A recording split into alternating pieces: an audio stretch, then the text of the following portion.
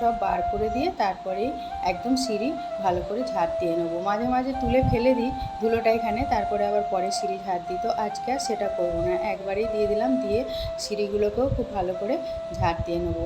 তো চলো আমি ততক্ষণ আমার কাজকর্মগুলো সিঁড়ি ঝাড় দিতে লাগি আর বাকি যে কাজকর্মগুলো করতে লাগি। তোমরা কিন্তু ততক্ষণ ভিডিওটা ছেড়ে একদমই চলে যেও না, আমার সঙ্গে থাকো আর আমার ভিডিওটা পুরো দেখতে থাকো। ভিডিওটা যদি ভালো লেগে থাকে অবশ্যই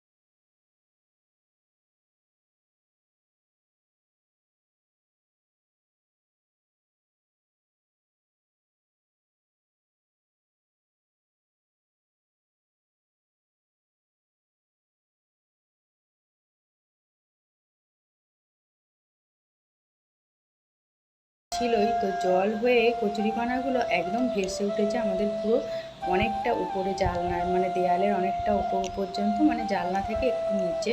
এই দেখো কচুরিপানাগুলো হয়েছে, প্রচণ্ড পরিমাণে জল হয়েছে 4-5 দিন ধরে একটানা। আর জল তো তারপরে ছেড়েওছে আবার নাকি। তো এই যে এইটা আমাদের কিন্তু লিচু গাছ, এখনও পর্যন্ত লিচু হয়নি।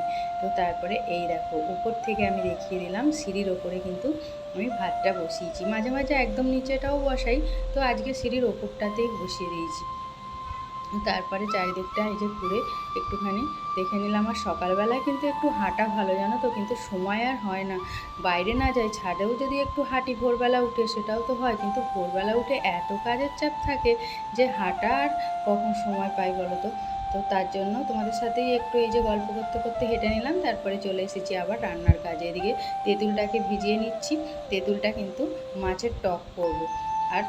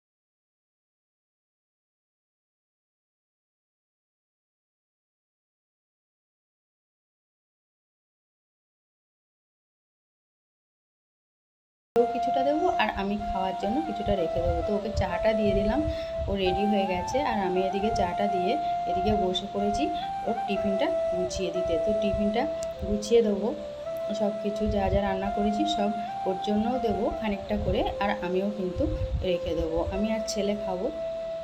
তো মাছ ওকে 2 পিসই দিই, কারণ হচ্ছে ও সবার সঙ্গে বসে খায়, তো তাদের একটু করে ভেঙে দিতে হয় বলে ওকে মাছটা 2 পিস দিলাম, আর ছেলেরা আমার জন্য 2 পিস রেখে দিয়েছি।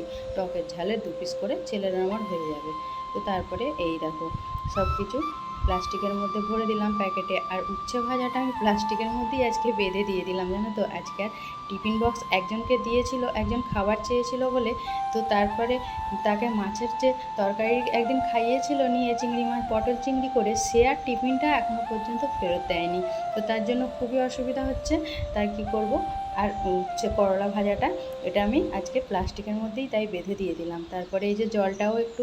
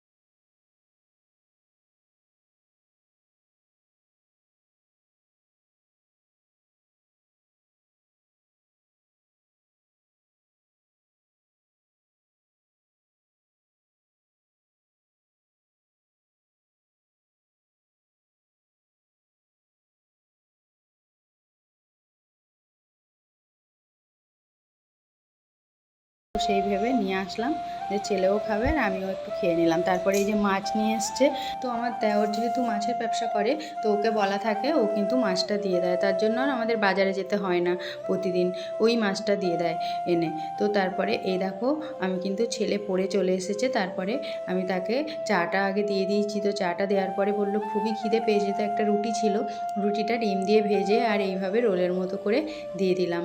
তো আমি এখানেই ব্লগটা শেষ করছি। বাই বাই বন্ধুরা, ভালো থেকো সবাই।